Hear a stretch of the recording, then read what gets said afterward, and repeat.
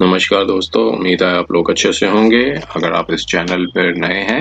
तो कृपया इस चैनल को सब्सक्राइब कर दें, बेल आइकॉन नोटिफिकेशन पर क्लिक कर दें, वीडियो को लाइक एंड शेयर जरूर कर दें ताकि समय समय पर आपके समक्ष और भी बेहतरीन वीडियोस बनाने का हमें मौका मिलता रहे। दोस्तों, आज हम एक जजमेंट है माननीय सुप्रीम कोर्ट की, जो कि 9 फरवरी 2023 को आई है और इसमें 7 जजमेंट्स हैं वो प्रोनाउंस की गई हैं। एक जजमेंट पर हम ऑलरेडी वीडियो बना चुके हैं और ये एक सिविल अपील 3343 ऑफ 2020 की है, जो कि एनसीडीआरसी के ऑर्डर के ऊपर आई है। यहाँ पर अपीलेंट्स वर्सेस एक प्रॉपर्टी चेयरमैन एक एंटरप्राइज है जो कि बिल्डिंग जो है फ्लैट्स बनाती हैं, और यहाँ पर अपीलेंट्स ने केस डाला था, कंप्लेंट डाली थी एनसीडीआरसी में, नेशनल कंज्यूमर रिड्रेसल कमीशन में, और बताया, और यहाँ पर ग्रीवेंसेस थी कि जो प्रॉपर्टीज जो मैन्युफैक्चरर्स जो बिल्डर्स हैं उनको ये कह के फ्लैट दे दिए कि आस जो जिम्नाजियम होगा, कुछ फैसिलिटीज होंगी जो बताई गई हैं थी जो वाउचर में, वो फैसिलिटीज थी अवेलेबल नहीं थी, और जो फ्लैट्स में भी कुछ डिफेक्ट्स थे, और वैल्यूएशन भी, और जो इसका अप्रूवल भी करवाया था उन्होंने एक अप्रूवर से, और उसमें कंस्ट्रक्शन डिफेक्ट्स भी पाए गए, और साथ साथ सबसे बड़ा था कि जो कंप्लीशन सर्टिफिकेट है वो नहीं दिया गया था वो, और ये सबसे बड़ी ग्रीवेंस थी उनकी। और साथ में ग्रीवेंसेस के साथ 1 करोड़ 80 लाख की कॉम्पनसेशन भी मांगी थी, अलॉन्ग विद 50,000 लिटिगेशन एक्सपेंसेस के साथ। एनसीडीआरसी ने इनकी कंप्लेंट को सुना, और रिस्पोंडेंट की कंटेंशन ये थी कि चूंकि उन्होंने ऑलरेडी पोजेशन ले ली है और उन्होंने सेल डीड जो है वो दे चुके हैं हम उनको, और ये ड्यूटी अब अपीलेंट की बनती है कि वो केएमसी से वो अपनी कंप्लीशन सर्टिफिकेट लें। और चूंकि अब 1 करोड़ 80 लाख की भी जो बताया क्या था कि इसमें ये जस्टिफाइड नहीं है, क्योंकि कंप्लेंट है वो 2 साल के बाद डाली गई है तब, और ये कंप्लेंट है वो मेंटेनेबल नहीं है। एनसीडीआरसी ने दोनों के पक्षों को सुनने के बाद कंप्लेंट को खारिज कर दिया इस ग्राउंड्स पे कि लैप्सेस जो यहाँ से एक्सेप्ट किया कि एक कैजुअल अप्रोच है वो अडॉप्ट की गई थी रिस्पोंडेंट द्वारा, लेकिन और अपीलेंट के ने भी कोई जस्टिफाई नहीं कर सके कि कंप्लेंट किस तरह से मेंटेनेबल होगी। 1 करोड़ 80 लाख का जो है वो नहीं बता पाए, और इस ग्राउंड्स पे जो है कंप्लेंट को जो खारिज कर दिया। अब उससे एग्रीवेट होके अपीलेंट्स हैं माननीय सुप्रीम कोर्ट में आए। माननीय सुप्रीम कोर्ट ने एक पहलू पर गौर किया कि एक तो कंप्लेंट थी वो 10 महीने तक एनसीडीआरसी ने पेंडिंग में रखी, और उसके बाद उसको डिसमिस कर दिया, और कई लीगल इश्यूज थे उसको उन्होंने कंसिडर नहीं किया, और एक परफेक्टरी अप्रोच थी वो अडॉप्ट की गई। तो अब इस पे कोई रीजनड ऑर्डर नहीं दिया गया है, और यहाँ पर उन्होंने जो अपनी ऑब्जर्वेशंस दी हैं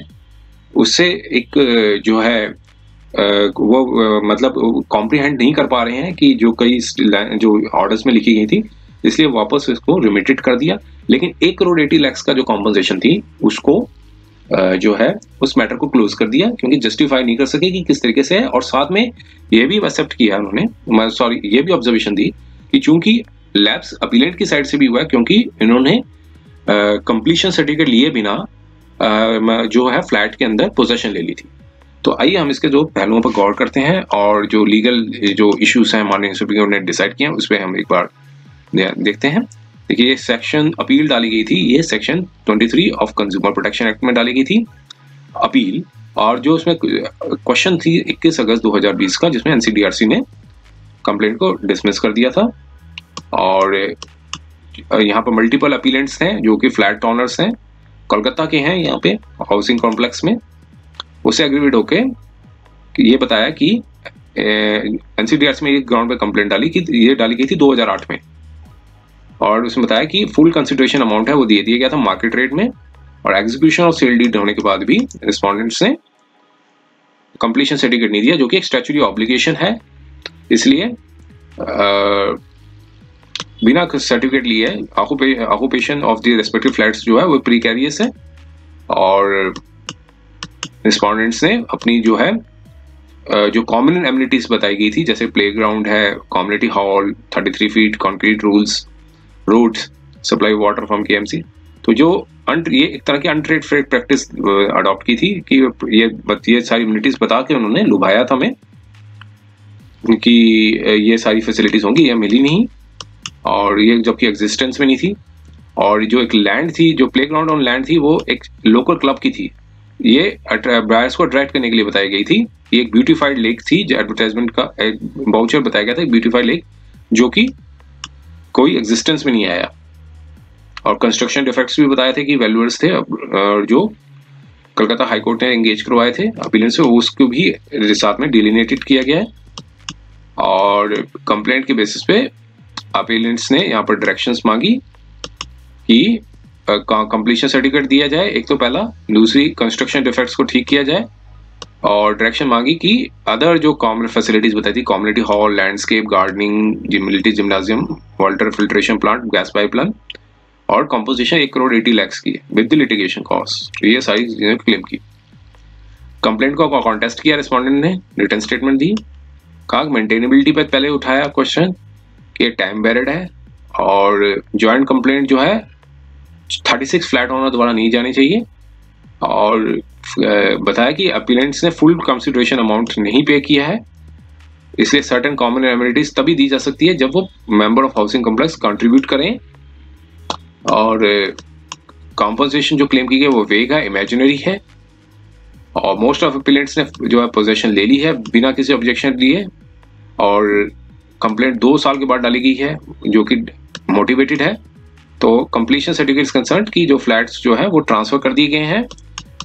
बाय टू द अपीलेंट्स, और ये अपीलेंट्स को ही अप्लाई करना है केएमसी के लिए सर्टिफिकेट लेने के लिए, और ये पॉसिबल नहीं है कि वो अपनी कंप्लीशन सर्टिफिकेट लें। रिस्पोंडेंट ने अपनी अपील दी। दोनों की प्ली पक्षों सुनने के बाद एनसीडीआरसी ने अपनी फाइंडिंग बताई कि एनसीडीआरसी ने काजुअल अप्रोच जो अडॉप्ट किए वो गिल्टी है अनट्रेड फेयर प्रैक्टिस के, लेकिन अपीलेंट ने अपना क्लेम को एस्टेब्लिश नहीं कर पाए। और इम्पीच्ड ऑर्डर सस्पेक्टेड की पर्पस ऑफ कंप्लेंट यही है कि प्रेशराइज करना रेस्पोंडेंट को कि ताकि वो एक्स्ट्रा कॉम्पोजिशन दे, और क्योंकि एक्स्ट्रा पेमेंट, एक्स्ट्रा फैसिलिटीज के लिए कोई उन्होंने इंसिस्ट नहीं किया, और इसलिए किसी ग्राउंड्स पे फिर एक फाइंडिंग थी सेक्शन 403 का कोलकाता म्युनिसिपल एक्ट, जो कि क्लियर करता है कि both respondent as well as appellant not to occupied the possession premises in the absence of the completion certificate. इसलिए कहा कि पार्टीज, दोनों पार्टीज ने वायलेशन किया है, और इस ग्राउंड्स पे कंप्लेंट जो है वो फेल कर दी, मतलब सक्सीड नहीं हुई। अब इस ग्राउंड पे जो है अब सुप्रीम कोर्ट में अपील डाली, दोनों सुप्रीम कोर्ट ने दोनों पक्षों को सुना। अब यहाँ पर कोर्ट में क्वेश्चन देखा कि गौर किया कि कंप्लेंट जो 10 महीने तक लग गए कंप्लेंट को डिसमिस करने में, तो यहां से क्लियर व्यू लगता है कि long delay in passing order on complaint जो है उसका भी इफेक्ट पड़ा है ultimate decision of the NCDRC. Complaint ने बताया कि रिस्पोंडेंट ने playground, community hall, beautified lake, generator backup, multi gymnasium जो वाउचर में बताया गया था उसी के बेसिस पर उन्होंने परचेज खरीदा है, तो ये डिफॉल्ट किया है हाउसिंग कंस्ट्रक्शन पे। और एक पैराग्राफ जो है ऑर्डर का पूरा डिवोट किया गया है एनसीडीआरसी द्वारा कि जो प्रोजेक्ट था वो ह्यूज नहीं था और कॉमन एरिया और ग्रैंड स्केल थे, वाज क्वाइट मिसप्लेस्ड। तो ये इस तरह की एडमिशन बनती है by the appellants in complaint referred to but not able to trace any admission of the complaints की respondent promise not to deliver substantial common area and common facility. तो यहाँ पर NCDRC omitted to bear his mind कि appellant, यहाँ पर court ने कहा कि एनसीडीआरसी ने यहाँ ओमिट कर दिया कि अपीलेंट को अल्यूड किया गया है, प्रलोभन दिया गया कि वो प्रोवाइड कर दें और nature of kind of facilities और जो अम्यूनिटीज जो पब्लिश की थी वाउचर एडवर्टाइजमेंट में, चाहे प्रोजेक्ट ह्यूज हो और otherwise absolutely beside the point हो। ये ड्यूटी होती है एनसीडीआरसी को कि वो असर्टेन करें मटेरियल जो रिकॉर्ड में है और एक्स्ट्रा फैसिलिटीज अम्यूनिटी जो प्रॉमिस की गई है और क्या कोई डेफिशिएंसी इन सर्विस है कि नहीं है, ये सब चीजों को देना है। लेकिन एम्बिगुअस फाइंडिंग्स थी कि एनसीडीआरसी ने डिसअप्रूव कर दिया कंडक्ट ऑफ रेस्पोंडेंट्स, और conduct of the respondents NCDRC ने रिकॉर्ड किया कि वो भी बताया कि कैजुअल है। तो on the face of it तो इस मामले में रिस्पोंडेंट गिल्टी है अनट्रेड फेयर, द रिस्पोंडेंट जो है वो गिल्टी है untrade fair practice within the meaning of section 2 sub part 1 sub part R of CP act, consumer protection act. इसके बाद भी रिकॉर्डिंग करने के बाद एनसीडीआरसी ने थोड़ा सा ही कार्य किया, मतलब little does to rescue the complainers. तो इस यहाँ पे जो रीजन जो है वो लॉजिक को डिफाइज करता है। और यहाँ पर हम फेल टू कॉम्प्रिहेंड होते हैं कि एनसीडीआरसी ने का मीनिंग क्या था यहाँ पे, कि appellants ought to have known that what they were purchasing. इस पॉइंट पे कोर्ट ने कहा कि हम इस पर नहीं समझ पा रहे कि क्या उनके एनसीडीआरसी का मीनिंग था। मोर ऑफन जो कंज्यूमर थी, जो jurisdiction of consumer forum of CP act invoke की गई है, वो पोस्ट परचेज किया, और ऑब्जेक्टिव पर्पस ऑफ एनेक्टमेंट जो होगा वो डिफीटेड हो जाएगा। और एनी डेफिशिएंसी जो होगी पोस्ट परचेज, तो वो एक एवेन्यू और रास्ते खोल देगी एग्रीवेट कंज्यूमर्स को कि वो रिलीफ लें बिफोर द कंज्यूमर फोरम। तो ये जो भी डेफिशिएंसी होती है पोस्ट परचेज, वो रास्ते खोलती है कि वो कंज्यूमर फोरम में आए। तो यहाँ पर जो रीजनिंग दी थी एनसीडीआरसी की वो इंडिफेंसिबल है। तो अपीलेंट्स ने परचेज किए थे फ्लैट्स को, वो परचेज की थी कंसिडरेशन पे अमाउंट जो कि मार्केट रेट द्वारा था, और ड्यू एग्जीक्यूशन और रजिस्ट्रेशन ऑफ सिविल डीड जो एग्रीमेंट द्वारा थी सेल, और कॉमन फैसिलिटीज एमिनिटीज देयरफॉर। तो और यहाँ पर ये बताया कि appellants whether the appellant has been provided the respondent the promise did survive the consideration, जो रिफ्लेक्ट करता है इम्पिंज्ड ऑर्डर पे। एनसीडीआरसी ने हमारे ओपिनियन में miss the appreciate the present day realities of life, जो present day realities of life में हो रहा है उस सब चीजों को अप्रिशिएट नहीं किया। क्योंकि फ्लैट ओनर्स जो है वो फ्लैट अपनी खरीदते हैं, वो लिक्विड कैश से बहुत ही कम खरीदते हैं। फ्लैट खरीदा जाता है फाइनेंसिस के बेसिस पे, जो एडवांस की जाती है बैंक द्वारा और फाइनेंशियल इंस्टीट्यूशन द्वारा। एक बार फ्लैट बुक हो जाए तो प्रोस्पेक्टिव ऑनर जो है वो एग्रीमेंट पे लोन पे आते हैं, और जो डेप्ट जो भी लोन दिया जाता है वो जो फ्लैट जो है ready for deliver for the possession. तो ये अनयूजुअल डिलेज जो है वो उसकी वजह से एक अनड्यू एंजाइटी होती है, स्ट्रेस होती है, हरासमेंट होती है, जो कि प्रोस्पेक्टिव फ्लैट ओनर फेस करते हैं। एक कॉमन नॉलेज है कि प्रोजेक्ट जो फ्लैट है वो बिना कंप्लीट हुए छोड़ दिया जाता है, और उसके बाद कोई ऑप्शन नहीं रहती बट कि पोजेशन को ले लेना। और फ्लैट ऑनर ने जब पोजेशन ले लिया तो वो क्या, उन्होंने अपना फॉरफिट क्लेम कर लिया है, और सच सर्विसेज जो प्रॉमिस दी गई थी जिसकी वजह से डेफिशिएंसी सर्विसेज हैं, वो क्वेश्चन जो है एनसीडीआरसी को एडवर्टेड टू उसको उनको डिसाइड करना चाहिए था। और once NCDRC arrived at finding की रिस्पोंडेंट ने कैजुअल की है अप्रोच पे, तो वो ये and have resorted to untrade fair practice, तो ये ऑब्लिगेशन बनती है कि अपीलेंट्स की ग्रीवेंसेस को ऑब्जेक्टिवली देखते और अप्लाई करते माइंड को, और फिर रीजन डिसीजन देते। और अपीलेंट ने कोई फॉरफिटेड राइट नहीं किया है रजिस्ट्रेशन ऑफ सेल डीड का बाय रजिस्ट्रेशन सेल। तो इंडीड रिस्पोंडेंट्स जो है रिमिस करते हैं in providing the facilities amenities as promised, जो voucher it is the duty of NCDRC to set the things right. और अपीलेंट के पास जेन्युइन रीजंस थे, एग्रीवेट थे, वो क्लियर डॉक्यूमेंटेड थे, जो रिपोर्ट वैलिडेट की 11 जुलाई 2008 की थी, जो कि एक्नॉलेज भी की गई एनसीडीआरसी में। और ये फिर उसके बाद भी पेक्यूलर अप्रोच है वो अडॉप्ट की गई, और जिससे रिस्पोंडेंट को अब्सॉल्व कर दिया गया और ऑब्लिगेशंस के बाय एन ऑर्डर, जो कि एक अनजस्टिफाइड है in the facts and circumstances के बेसिस पे। तो अब यहाँ पर हमने पाते हैं कि इम्पिंज्ड ऑर्डर जो है वो extra payment of extra money, लेकिन clear cut description of amenities facilities जो रिस्पोंडेंट ने असर्ट की थी कि वो प्रोवाइड करेंगे on payment of extra money by the appellants. तो NCDRC would have done well to indicate the same with clarity, उस सब चीजों को क्लैरिटी से उनको मेंशन करना चाहिए था कि ये कौन कौन सी एमिनिटीज प्रोवाइड करेंगे, क्या करेंगे, तो वो सब बताना चाहिए था उनको। तो यहाँ पर बताया कि कमेंट्स थे और कंटेंशन थी, अपीलेंट की ड्यूटी बनती है रिस्पोंडेंट्स की कि apply and obtain the completion certificate from the KMC. तो respondent ought to have directed in accordance with the law. तो यहाँ पर अब एक्ट के ऊपर आए कि sub section 2 of section 403 KMC का एक्ट जो एनसीडीआरसी ने रेफर किया था, तो वो नो रेफरेंस की एवरी पर्सन जो है वो नोटिस देंगे अंडर सेक्शन 393 और 394, और एवरी ओनर जो भी वर्क कर रहे हैं, और नोटिस जो होगा रिलेटेड टू कैजुअल और delivery sent to the municipal corporation and notice in writing of completion. ये एक्ट के बारे में बताया केएमसी का एक्ट जो है। और सेक्शन 393 के बारे में बताया कि ये मैंडेट करता है, सेक्शन 394 के बारे में मैंडेट करता है कि जो एग्जीक्यूट करना चाहते हैं मेंशन है 390 ऑफ दिए कि वो अपनी इंटेंशन है म्युनिसिपल कॉर्पोरेशन को बताएं कि वो जो इन्फॉर्मेशन है प्रिस्क्राइब फॉर्म और मैनर पे दे। तो सारे सेक्शन को रीड करने के बाद 403, 390 और 394 के एमसी एक्ट, ये ऑब्लिगेशन बनती थी कि वो जो भी पर्सन बनती है ऑब्लिगेशन उन पर पड़ती है जो बिल्डिंग को रेक्ट करना चाहते हैं और एग्जीक्यूट करना चाहते हैं, वो कंप्लीशन सर्टिफिकेट के लिए अप्लाई करें in terms of rules therein. तो ये कोई पार्ट नहीं बनता फ्लैट ओनर्स का कि वो कंप्लीशन सर्टिफिकेट पर अप्लाई करें। तो ये रूल्स के ऊपर फोकस किया माननीय सुप्रीम कोर्ट ने जो बताए थे। तो यहाँ पर क्यूरियसली कि एनसीडीआरसी ने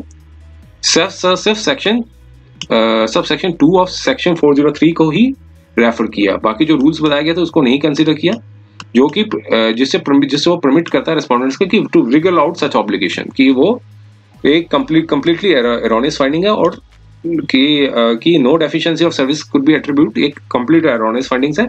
since both respondent and appellant had acted in violation of law. तो कंप्लीशन अपीलेंट्स को नहीं लेना चाहिए था, मतलब पोजेशन नहीं लेनी चाहिए थी विदाउट कंप्लीशन सर्टिफिकेट।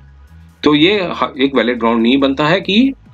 डायरेक्शन नहीं देना रेस्पोंडेंट को कि apply and obtain the completion certificate as required by the law. तो ये फेयर फैक्ट था कि फ्लैट ओनर्स ने असेस कर लिया है केएमसी द्वारा, ये नो रीजन टू रेस्पोंडेंट की वो उनको कोई रीजन नहीं बनता है रेस्पोंडेंट को कि वो ब्रीच करें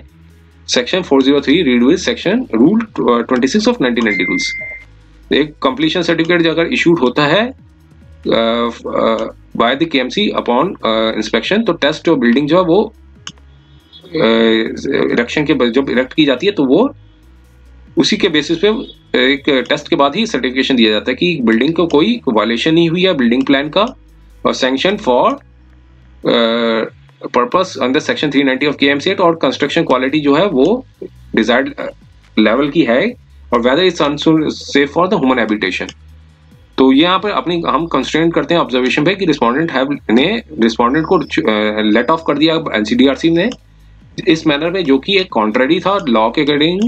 अगेंस्ट में था। इस तरह की इन्फॉर्मेटिव हमने नोटिस किए हैं और एप्रोप्रिएट केस बनता है कि मैटर को अपीलेंट्स को मैटर को वापस एनसीडीआरसी में भेजा जाए कि रूल रीलुक करें कंप्लेंट को, और इसके बाद ही इसी ग्राउंड्स पर इसको ऑर्डर कर दिया गया। और 1 करोड़ 80 लाख का था। उन्होंने कहा कि डिटेल्स जो हैं कि यहाँ वो भी रॉन्ग साइड ऑफ लॉ है कि उन्होंने पोजेशन ले लिया और बिना कंप्लीशन सर्टिफिकेट पे। तो यहाँ पर हम डायरेक्ट नहीं करते हैं एनसीडीआरसी को कि वो कॉम्पनसेशन कंपोनेंट को डिसाइड करें। इस चैप्टर को यहाँ पर क्लोज किया जाता है। रिमांड सिर्फ इस डायरेक्शन पे दी जाती है, इस डायरेक्टिव इसी पॉइंट पे दी जाती है कि जो प्रोमिसेस दिए गए थे रिस्पोंडेंट द्वारा कि जो वाउचर में दिए गए थे एडवर्टाइजमेंट में, तो वो प्रोमिसेस जो हैं उसके जो नहीं फुलफिलने क्या वो डेफिशिएंसी ऑफ सर्विस बनता है, जो as well as the mandatory statutory provisions के द्वारा। तो इसी ग्राउंड्स पे अपील को डिस्पोज कर दिया और कोर्ट ने कहा कि ये 15 साल से पुराना मैटर है, तो इसलिए एनसीडीआरसी जितना जल्दी हो सके डिसाइड करे, प्रेफरेबली नहीं ये है। तो ये इस ग्राउंड्स को देखते हुए अपील को डिस्पोज कर दिया। उम्मीद है ये वीडियो आपको पसंद आया होगा। अगर वीडियो पसंद आया तो कृपया इस चैनल को सब्सक्राइब कर दें, बेल आइकन नोटिफिकेशन पर क्लिक कर दें, वीडियो को लाइक एंड शेयर जरूर कर दें, ताकि समय समय पर आपके समक्ष और भी बेहतरीन वीडियोस बनाने का हमें मौका मिलता रहे। समय देने के लिए बहुत बहुत धन्यवाद।